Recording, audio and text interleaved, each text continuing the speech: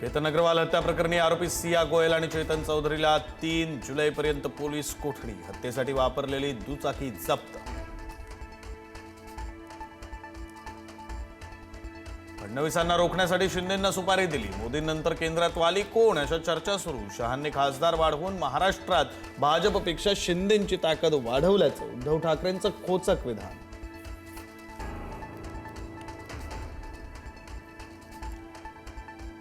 मुख्यमंत्री फडणवीसांसोबत चर्चा झाली आहे. लवकरच अर्थ खातं राष्ट्रवादीकडे दिलं जाईल. मुख्यमंत्र्यांनी आश्वासन दिल्याची जय पवारांची माहिती. टीईटी प्रकरणातील दोषींवर मकोका अंतर्गत गुन्हा दाखल करणार. शिक्षण मंत्री दादा भुसेंची विधान परिषदेत माहिती.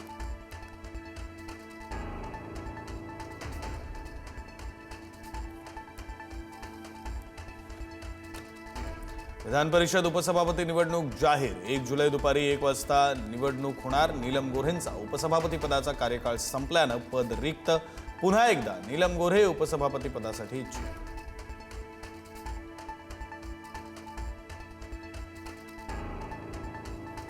राम मंदिर दानपेटी गैरव्यवहार प्रकरणी तातडीनं सुनावणी घेण्यास सर्वोच्च न्यायालयाचा नकार. 12 जुलैनंतर सुनावणी करू सर्वोच्च न्यायालयाचे संकेत. तातडीनं सुनावणी न झाल्यास पुराव्यांशी छेडछाड होऊ शकते. याचिकाकर्त्यांकडून शंका व्यक्त. कुठल्याही नियमांचा भंग केला नसल्याचं विश्वास नांगरे पाटलांचं स्पष्टीकरण. राष्ट्रीय स्वयंसेवक संघाच्या हिंदू संमेलनाच्या सहभागावरून नांगरे पाटलांवर टीका.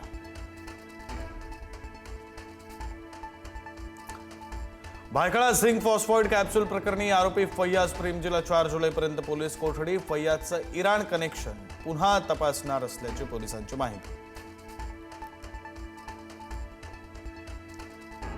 नाशिकच्या बागलनमध्ये मटणाच्या जेवणानंतर दही खाल्ल्यानंतर पत्नीचा मृत्यू. पतीची प्रकृती गंभीर. दही खाल्ल्यानंतर दाम्पत्याची प्रकृती बिघडली. विषबाधेचं नेमकं कारण अस्पष्ट. राज्यामध्ये पावसाळी मासेमारी बंदीचा कालावधी 15 ऑगस्टपर्यंत वाढला. मत्स्यसाठ्यांचं जतन आणि संवर्धन करण्यासाठी निर्णय. राज्यामध्ये 4 जुलैपर्यंत पावसाचा जोर कायम. राज्यात 2 जुलैपर्यंत मुसळधार पावसाचा अंदाज. मुंबईमध्ये सकाळपासूनच कोसळधार. अरुणाचल प्रदेशमध्ये मुसळधार पावसामुळे सिसिरी नदीला पुरात वाहून गेल्यानं आतापर्यंत 3 जणांचा मृत्यू. बचाव पथकाची एक रबरी बोट पाण्याच्या वेगवान प्रवाहात वाहून गेल्यानं 10 जण बेपत्ता.